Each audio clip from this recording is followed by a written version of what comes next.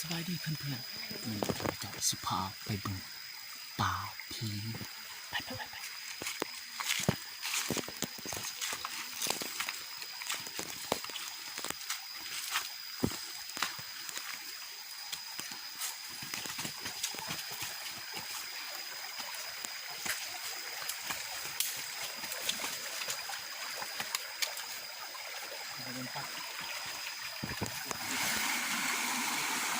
โอ้โหทางสุดมักไทยทางสุดคนที่ไปกะขาไปจุดมักไทย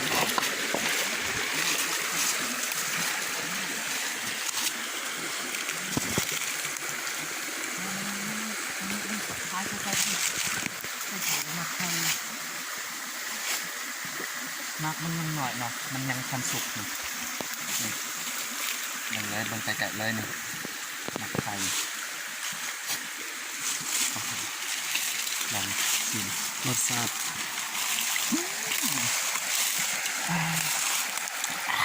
ส้มเอาที่ส้มแค่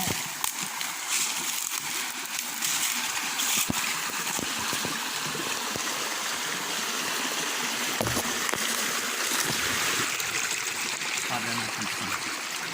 ลองกินกระจับสิครับท่านผสมไปบนปลา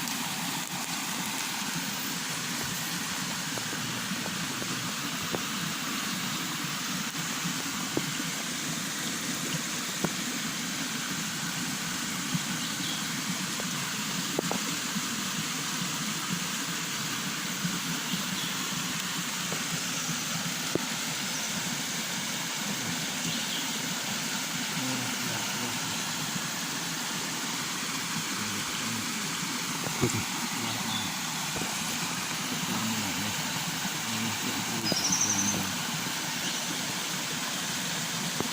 ลักยาวนี่นะยาว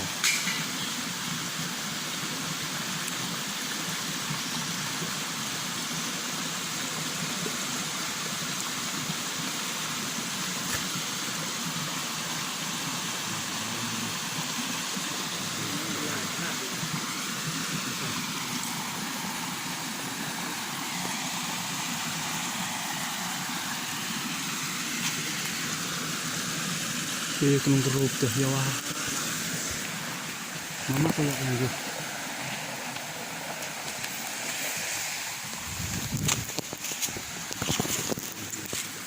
ini temขึ้นแบบปุ่ม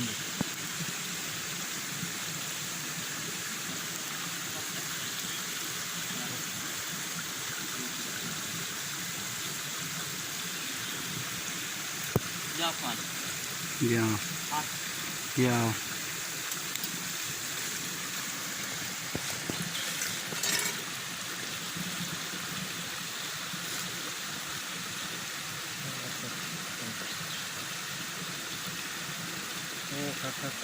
คักดิ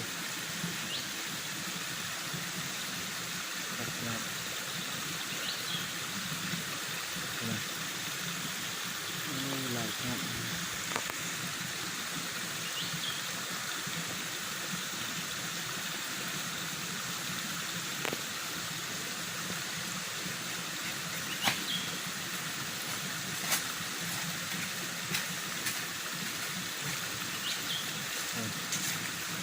ใช่ไหม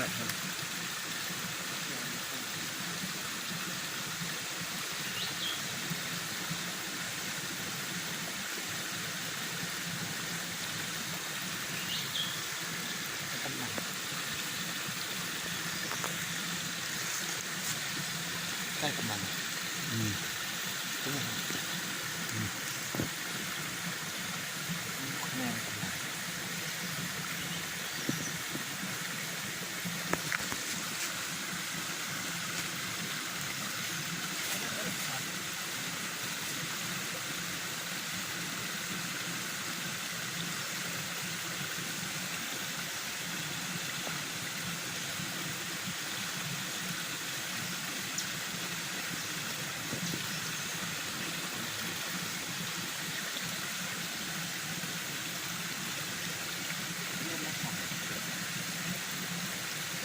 รีบมา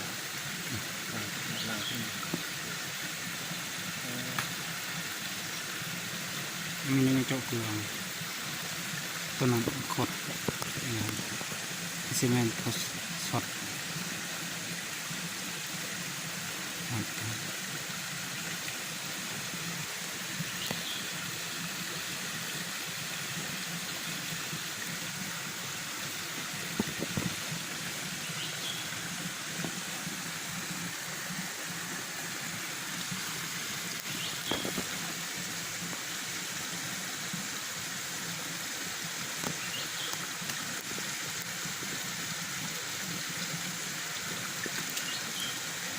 มันเจาะเกลือง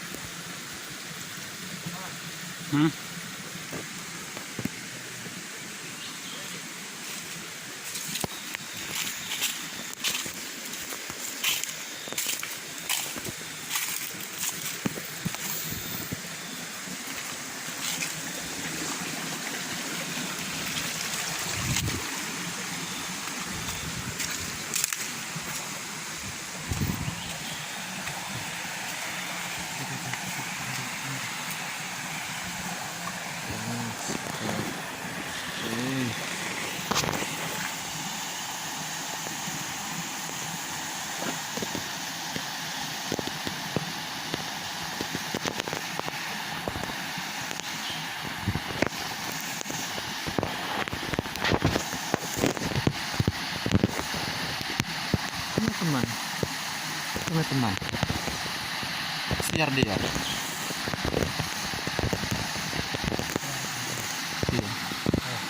dia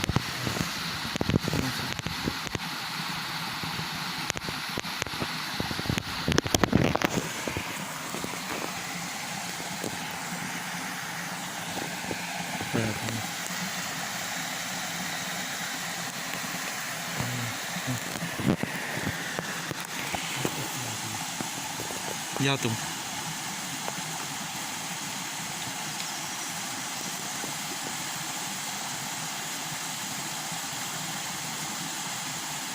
เต็มหน้าปลา